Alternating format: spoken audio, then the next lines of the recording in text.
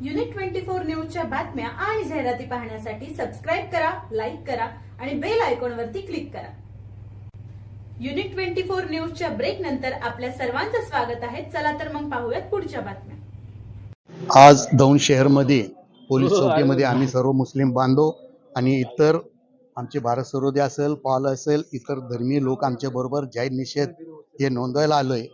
हे नोंदवायला आलं म्हणजे मोहम्मद पैगंबर आय लव्ह मोहम्मद पैगंबर म्हणून बोर्ड लावलंय, याच्यावर गुन्हा दाखल होतो कानपूरमध्ये। असे म्हणजे नाइंसाफी शासनावर तर मी जाहीर निषेध करतोच, आणि अजून बी छाती ठोकपणे मी खुल्या याच्याने सांगतो की मी आज जसं आय लव्ह मोहम्मद म्हणले तर गुन्हा दाखल होतो, तसं आम्ही शिवाजी महाराजांना बी म्हणतो Chhatrapati Shivaji Maharaj I love you, त्या आमच्यावर गुन्हा दाखल होतो। तेच पद्धतीने आम्ही डॉक्टर बाबासाहेब ज्यांनी आम्हाला घटना दिली, देशात ज्यांनी घटना दिली त्यांच्या बी नावाने आम्ही डॉक्टर बाबासाहेब आंबेडकर यांच्या बरोबर I love you Babasaheb Ambedkar आम्ही म्हणतो। जर हे चुकीचं असेल तर आमच्यावर गुन्हा दाखल व्हावं, एवढंच मी बोलतो थांबतो। जय माईक दिसला पाहिला महत्वाचं।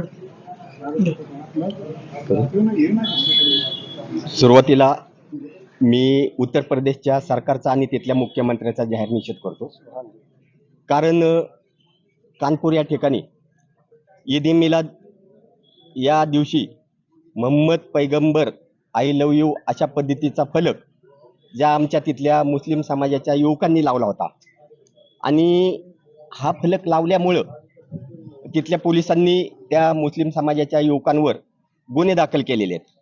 मला वाटतंय की हे गुन्हे कुठल्या पद्धतीने दाखल केलेले आहेत, यामध्ये संविधानाच्या माध्यमातून जर असं पाहिलं तर कुठल्याच आक्षेपार्ह हे विधान नाहीत, आणि म्हणून तिथले जे पोलीस आहेत हे हुकुमशाही पद्धतीनं वागतायत का तिथले मुख्यमंत्री हुकुमशाही पद्धतीने वागतात? मला तर वाटतं या देशामध्ये सर्व जी आज हुकुमशाही पद्धतीनं कारभार चालू आहे हे केवळ संविधानाच्या विरोधामध्ये कारभार चालू आहे। म्हणून मी या देशामध्ये जी हुकुमशाही पद्धत जी सुरू होण्याचं जे षडयंत्र आहे हे कुठेतरी थांबलं पाहिजे, एवढंच मी या ठिकाणी सांगतो। आणि त्या तरुणांवर बेशक म्हणजे कुठल्याही पद्धतीचा गुन्हा दाखल न करता त्यांना ताबडतोब त्यांची सुटका करावी, आणि त्यांच्यावरचे जे गुन्हे दाखल आहेत ते गुन्हे मागे घ्यावेत, एवढेच मी या ठिकाणी सांगतो। आणि जय भीम, जय संविधान। ईद मिलादुन नबीच्या दिवशी कानपूरमध्ये आय लव्ह यू मोहम्मद हा बोर्ड तेथील मुस्लिम समाजाच्या लोकांनी लावला। तो लावल्यानंतर काही जातीवादी लोकांची पोलीस स्टेशनला तक्रार गेल्यानंतर पोलिसांनी तो बोर्ड हटवला व हटवून बाजूला ठेवला, तो हे करून दोन्ही समाजामध्ये बोलून। आणि नंतर 2 दिवसानंतर 26 मुस्लिम युवकांवर गुन्हे दाखल करण्यात आले।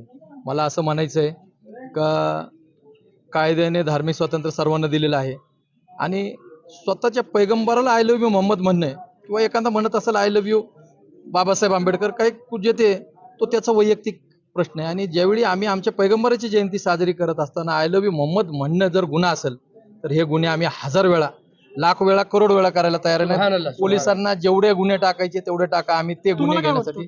आय लव्ह मोहम्मद लिहिल्याने आता तुम्हाला असं वाटतंय का की आता या भारतामधले जे नागरिक आहेत त्यांच्या अभिव्यक्ती स्वातंत्र्यावर घाला घालण्याचा प्रयत्न होतो? आय लव्ह यू मोहम्मद जे म्हटल्यानंतर घाला येतो, कारण हुजूर सल्लल्लाहु अलैहि वसल्लम मोहम्मद पैगंबर हे समता, स्वातंत्र्य आणि समतेचे प्रतीक आहेत, समता, बंधुत्व।